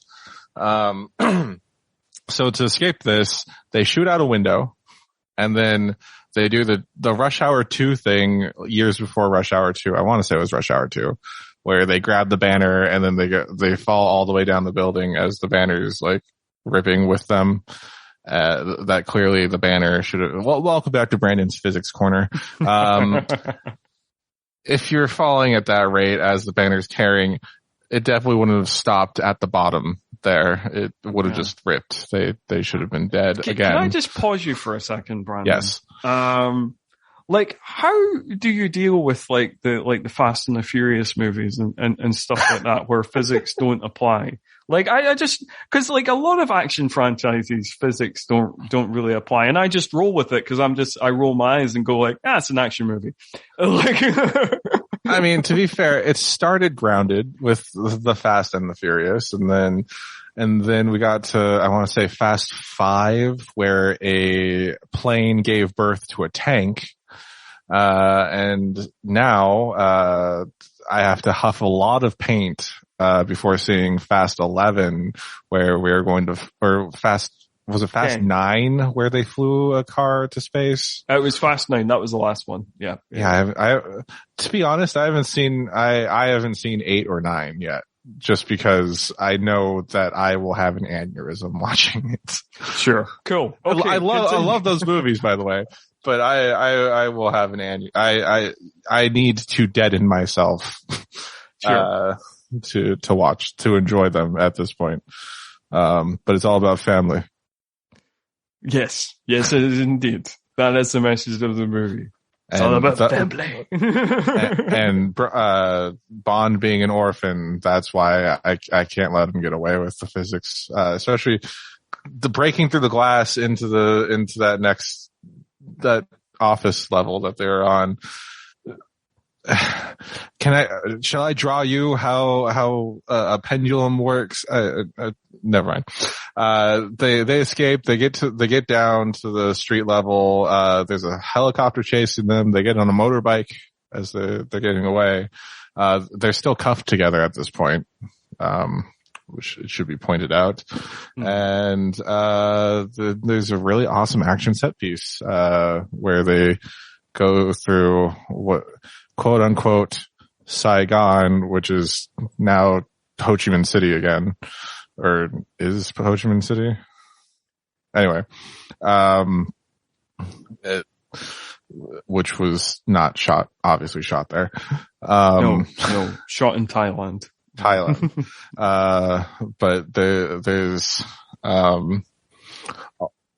there's great chase with, they had Land Rovers versus a motorcycle, and then there was a helicopter, and the helicopter did the thing where it flies really low and has the blades towards the ground, which should have destroyed that helicopter immediately. Yeah. But there's lots of great beats in this movie, because it's really good when, because Michelle Yeoh is kind of going back and forth between being on the back of the motorcycle and being in front of Bond. And there's a bit where she pulls down some barrels to derail some cars. There's a bit where they manage to get one of the cars to go head first into a bunch of fireworks that go off. There's the bit where the fireworks. That was good. Yeah. There's a bit that they're driving up through a building and then jump over the helicopter onto another building. And then, like you say, there's a bit where they do the thing where the blades are going towards the ground, and then they manage to slide in between the blades in the ground with the motorcycle and destroy the helicopter with a clothesline, which I think is pretty spectacular stuff. To be fair, that was a very heavy duty clothesline. Yes, it was. Looked to be like pretty sturdy, like high tensile wire. Yeah, not like a string of twine that you would have as a regular clothesline. Yeah, and then they shower together in the streets. Because why wouldn't you? And they got very sweaty and very, very dirty, and they needed to freshen up. They wanted to freshen up, you know. Michelle Yeoh picks the handcuff lock and then locks Bond to a rusty pipe, which I don't know if that's figurative, or some way hinting at something. But it's quite good that, I mean, it's quite good that, where she rebuffs him like that. I mean, I know, you kind of know that obviously Bond's charm will eventually, you know, win her over or whatever, you know, cause it's a Bond movie. But it's good that they at least gave her some character. That's true. And the way we define character for women in a Bond movie is how much they resist Bond before giving into him. Pretty much. It's not much. It's, you know, when you put it like that, pretty creepy, but, yeah, that but is not pretty wrong. much. It's not wrong. Yeah. Well, I mean, not wrong in that's how it works. I mean, it is wrong. It is wrong in the general sense, you know, but in a Bond movie, that is kind of how, so we rate the female's character of like, how much agency is this woman given before she is bedded by Bond? Yeah. So we follow Michelle Yeoh into, I assume her stash house. Yes.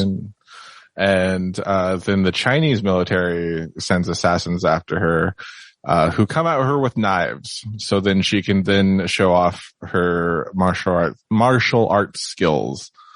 It's kind of a shame that this is the only scene where she really shows off her martial arts skills. Like, I could have done with more of that.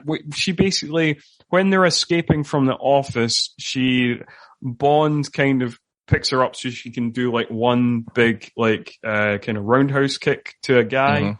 And then that's like 2 seconds of martial arts, and this is the only kind of proper martial arts sequence in the movie. I could have done with more martial arts sequences from her, because I do think she's kind of underutilized. They had guns.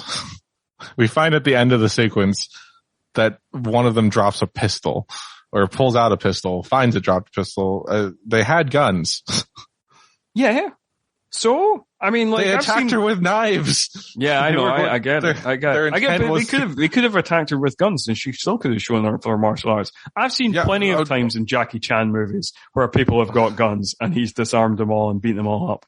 That's true, but wouldn't you start by shooting her if your intent is to kill her? Point. I know, action movie logic, what have you, but they had guns. Like, yeah, right.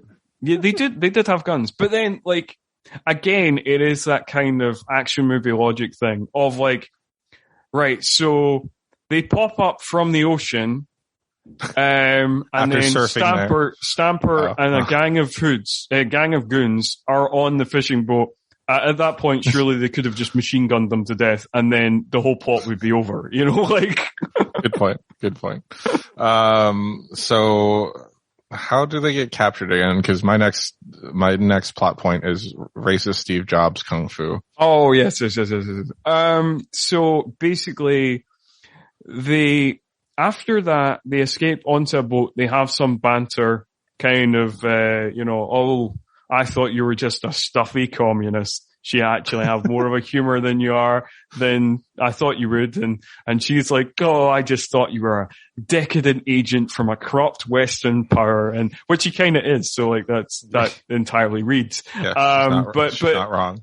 But she's not wrong. But like apparently she's seeing more in him than previously. So we're very much doing our bit for British-Chinese relations in this movie, which is funny because it happened in the year 1997. And as history buffs will know, the year 1997 is also when the British handed back Hong Kong to the Chinese. So like, yep. So we're very much doing a bit of kind of like soft propaganda here.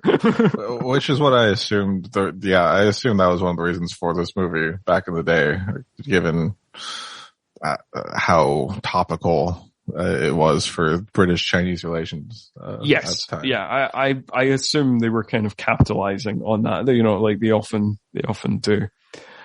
So yeah, they do that, and then they go on a little boat kind of searching the different bays for the stealth boat. They know roughly where the stealth boat is, but they don't know exactly. There's a kind of funny edit where like they're on this little kind of dinghy boat thing, and it's like daytime and it suddenly cuts to night, so it suggests that they've been searching the various different bays like all day, and you're just like, when did they eat?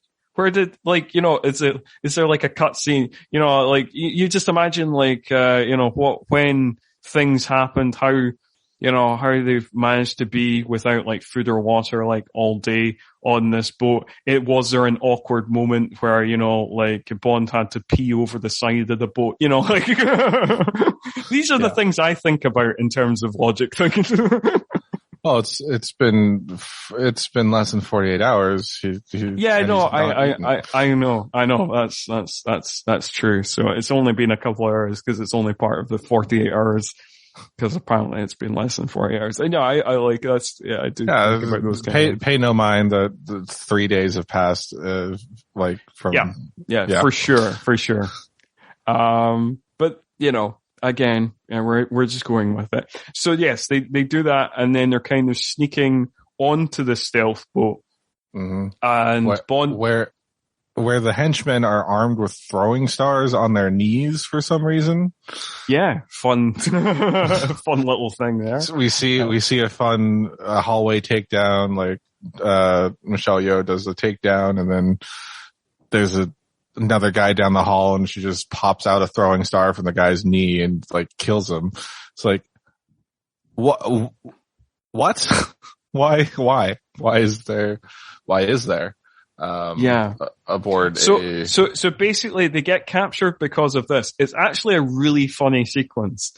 So Carver is monologuing, and now Carver looks more like a Bond villain now than at any other point in the movie because he's got a classic Bond villain Nero jacket on. So like we know he's gone full Bond villain at this stage. So he's monologuing to the assembled goons, including Carver and Gupta, about all the things he's going to do, and he's going to be the king in the New World Order or whatever. And then he catches a security guard kind of being distracted. He's like playing a game or whatever and not looking at the security cameras. And then basically Carver points out like, look, there's Bond and Lynn on the security cameras. What do I pay you for? And then they go down and like, Lynn is captured by Stamper. But Bond evades capture. So that's how that goes down. And that is not the first time she'll be captured by Stamper in this sequence. No, not at all. So like, but yes, and then not the only time. Yeah. Yes. So then we cut to what you were saying about the racist martial art thing, where, and I feel like this happened a lot. In 80s and 90s action movies where like martial arts would be mocked by a British or American character, where some British or American character would go, whoa, whoa, whoa, whoa, whoa, and do like a bunch of like choppy motions and then be like, haha, martial arts aren't all that good, are they? I was like, the weird patronizing attitude towards martial arts in Hollywood cinema pre The Matrix is, it's this not good. I mean, I feel like coming off of like the Bruce Lee, Jackie Chan, Chuck Norris, martial arts, like late 70s, early 80s, and then we transitioned to Karate Fever with Karate Kid and Three Ninjas and stuff like that. Then we get to the back to like, no one really cares about martial arts anymore. I know, but like in a lot of mainstream action movies, even when the martial art crazes were happening, martial arts weren't respected. Like even like at the height of like the Bruce Lee thing, it's like martial art fight choreography wasn't taken on board by mainstream Western, Hollywood pictures. It was still very much the kind of punchy Clint Eastwood kind of fight choreography that was the most popular in mainstream Hollywood films. Like the only kind of American films that took on kind of martial art, the fight choreography was really like the blaxploitation films in the 70s particularly. And like, so 70s, 80s, we're still getting a lot of kind of the kind of, traditional American kind of punchy thing, that kind of fight choreography. And it wasn't really until The Matrix that martial art fight choreography became super mainstream in action movies that weren't specifically martial art films. Yes. That's fair. And it might be because of like just the demographic that grew up on the quote unquote cheesy martial art films, became stunt people and choreographers for, they had grown up and then are now in the industry for that time to make it into something more respectful. It's interesting just to, I mean, even just looking at like the difference between Star Wars, the original series Star Wars, and then like the prequels where it's all like a choreographed flow of lightsabers and whatever. And like Mark Hamill saying, man, if I had a fight choreographer, I would have loved to have like direction and flowing around like the prequel films, with my lightsaber. I don't know where I was going with that. My notes say, I'm going to be honest, I kind of just tuned out for the last 5 minutes of action. It's so chaotic and there's no real sense of space in the action scenes. I guess so. It was very frantic and it was hard to tell where everyone was because Bond's on one side of the boat and Michelle Yeoh, Wai Lin's on the other side of the boat, and they keep cutting back in between, and it was cut and choppy, and it was hard to tell what was going on, in my opinion. Yeah, it is very frantic. This it's the action up until this point, the kind of big action set pieces that we've discussed at length, the car park sequence, the motorbike chase, helicopter sequence. It's all been pretty, it's pretty wide angle, pretty clean cut, nicely edited, no quick cut editing, you can really kind of see the action and see everything that's going on. But yes, the action does become more frantic in this kind of last little bit of the film. It feels like the end of Moonraker. Yeah, okay. Well, yeah, I guess a little bit. I did mean to mention as well, because everybody's got to get in on the one-liner game. Before Carver does the mock martial art thing, he does, it's the way Jonathan Pryce delivers this line, where he's like, the late deceased Mr. Bond, he's now sitting at the bottom of the South China Sea. I guess you could call him my new anchor man. I think you can... See, I forget about that line because I always pay attention to the fact that that's the same scene where Bond is literally behind him and peeks through the door and Michelle Yeoh sees his character. Yeah. Oh, sorry. Why do I keep? It's Michelle Yeoh. It's Michelle Yeoh. Yeah. It's not. There's no Wai Lin. It's just Agent Michelle Yeoh. Yes, indeed. So, and then, as with a lot of Bond films, we realize the kind of convolutedness of this plan. So basically, what it boils down to is Carver has almost started World War III in order to become China's new state broadcaster. 100 years exclusive broadcasting rights. You feel like there's a simpler way to go about that. Not with the Chinese, man. You gotta get in there and you gotta make the deals. And you've got to install a puppet president, nearly start World War III. Yep. And then become the new state broadcaster. Yep. Yeah. Okay. I don't see a more direct route to becoming. No, I don't see a more direct route either. Carver's plan is obviously the only one that you would go for. So he tells Stamper to maybe actually kill one of them this time. And he goes after Bond and or Michelle Yeoh. I don't remember. Well, first, they try and do. Bond tries to negotiate with Carver because he's like, "Oh, I swapped the girl for Gupta because Bond has got Gupta at gunpoint." But Carver's like, I don't need Gupta anymore. He's already given me the codes. Everything's going to work. And then just shoots Gupta and kills him. We all saw it coming. Yeah. But The interesting thing about Carver, because I always think more about character logic than I do about physics logic or geography logic, because I always think that that's too much of a hassle to get into in an action movie. The interesting thing about Carver here is he still thinks if the missile goes off, that his plan is going to work, despite the fact he knows that the boat is no longer got its stealth ability, so both the British and Chinese can see it, and therefore the cat is very much out of the bag, and his plan is going to fail even if the missile lands. He's not going to become state broadcaster. He is going to be imprisoned for nearly starting World War III.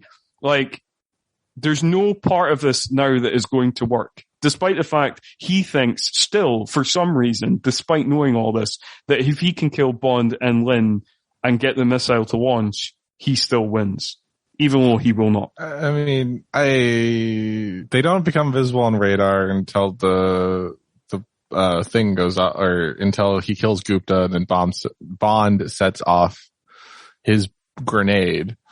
Correct. But somebody tells him that the stealth is no longer working. So at that point, the character would be, penny should drop that, like, there's no way where this is going to be a win for him. If he gets out of it and the Chinese, if General Chang, Yep.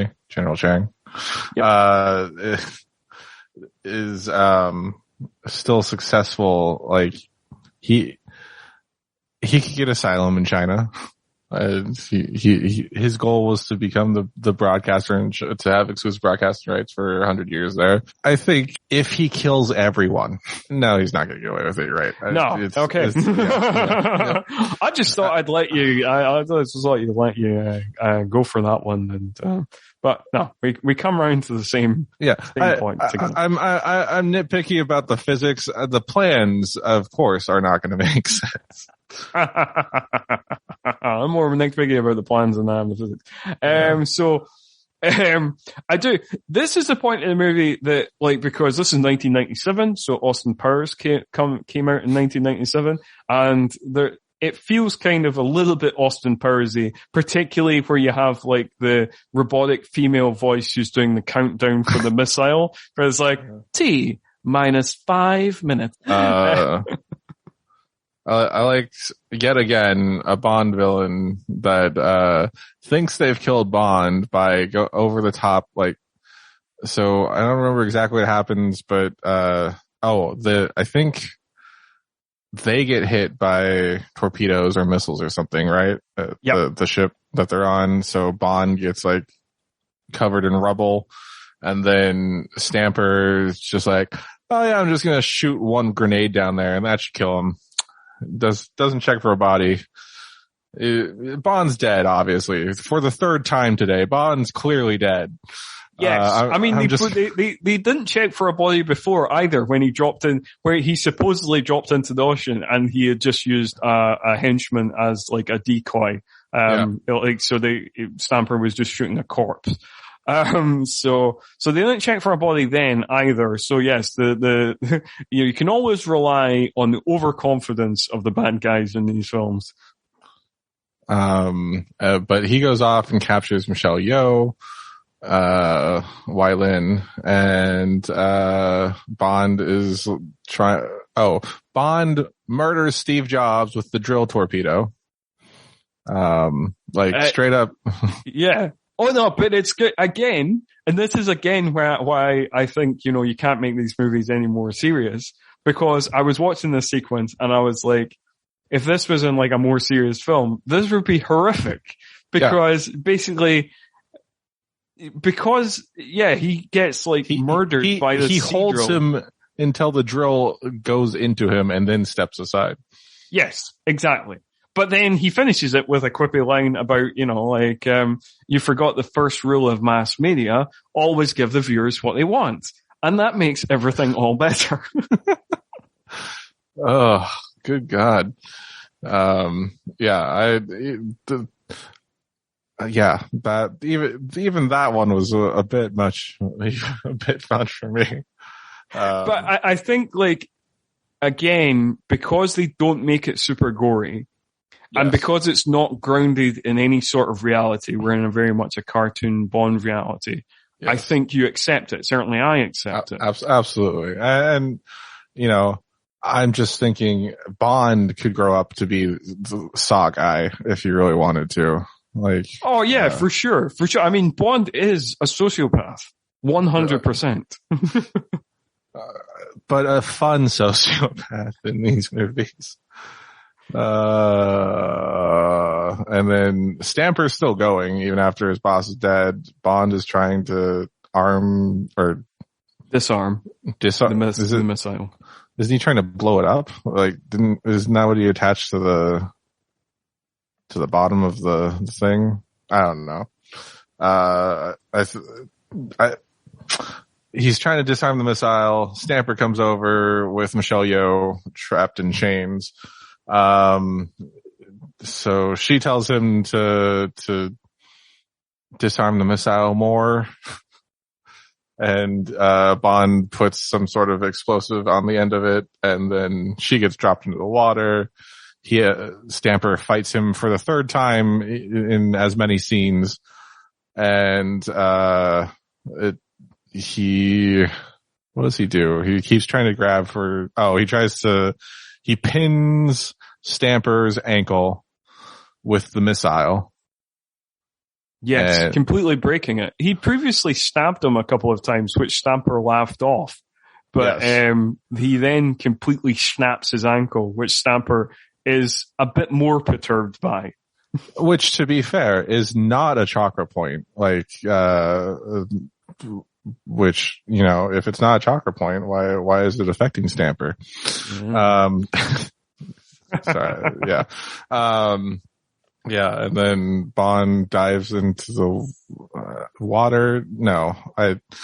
Yes, he basically, he manages to free himself. He's been kind of hanging over the edge, and he's attached to the kind of thing that's carrying the missile. And Stamper is like, well, if I'm going to die, you're going to die as well. And then Bond manages to cut himself free, and then Stamper's like, no! He doesn't actually say no, but he's got a look of it on his face that basically says that. And then as the bomb goes off, exploding Stamper, another spectacular death on the Bond kill count. Bond falls into the water. He gives Michelle Yeoh the kiss of life. I don't think that's how mouth to mouth works. No, it's really not. But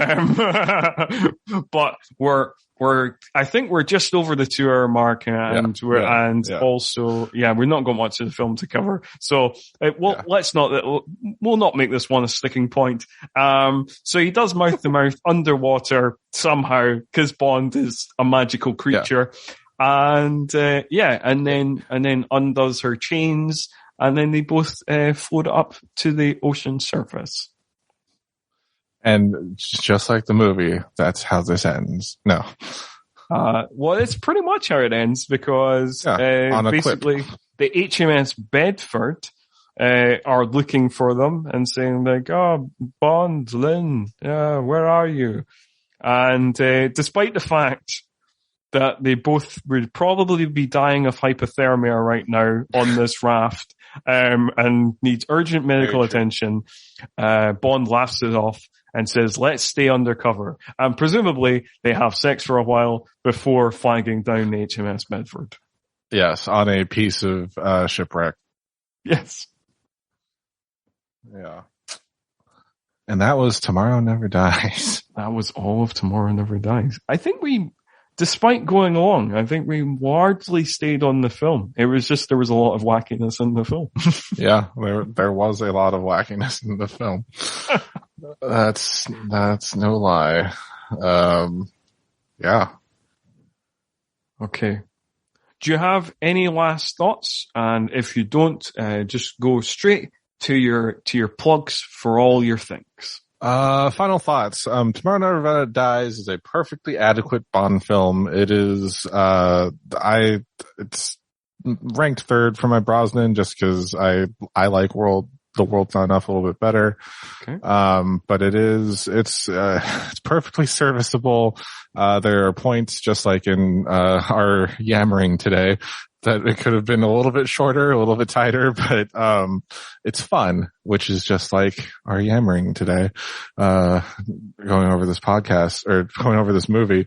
And Michelle Yeoh being in it, that was great. You don't really see much representation in Bond films, especially, I don't know, until ever. And especially Asian representation. Looking at you, Connery film. Let's not get into You Only Live Twice. As a half Japanese man myself. But yeah, it's great. It's great. Like those earlier action set pieces, like blew it out of the water. It kind of just does that third act, like the Marvel movie third act, where everything needs to be exploding and caught and the terror. But yeah, it's a good watch through. And I am Brandon. You can find me on Namely 90s every Monday, where we go back and to childhood best friends talking about the 90s. We in 30-ish minutes kind of sum up a month of the 90s for you. Oh, excuse me. And yeah, you can also find me at rewindshow.com, which is my YouTube series about wine and wine education. I'm also on Twitch. I'm on hiatus right now, but I may be back in August, which is when this is coming out. So twitch.tv/Somtendo, that's SOMMTENDO, and find Namely 90s on Twitter at Namely 90s with a 90S, because I run that account and like to talk to people that way. Okay, excellent. Well, I recommend all our listeners check out all of that stuff. For me, final thought on Tomorrow Never Dies. I stand by my opinion. It is an underrated Bond movie. It's not top tier Bond, but it is a very solid Bond adventure with some great stunt work, some great action set pieces. Michelle Yeoh is underutilized, but when she is utilized correctly, she is amazing, like she is in most things. Yeah, I just think that, and also I really appreciate, I guess maybe because somebody who studied journalism in uni, I really appreciate the Rupert Murdoch mistake, and I really appreciate Jonathan Pryce's performance. So I think that's worth the price of admission as well. In terms of finding us on social media and stuff like that, you can find us on Twitter at 90s Action. And you can, no, we don't have a Facebook, but my other podcast, New Horror Express does. You can find that on Facebook, and you can find it on Twitter at New Horror EXP. And if you really want to just talk to me, you can, at Scott Murphy 85, I think my Twitter handle is. I suddenly forgot. But yes, and please do rate, review, and subscribe to the show on Apple Podcasts, Stitcher, Spotify, wherever you get podcasts.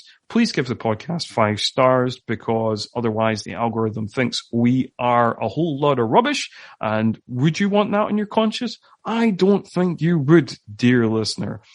Anyway, that is the end of this episode, but please be sure to remember that James Bond shall return in all 90s Bonds edition of The World Is Not Enough.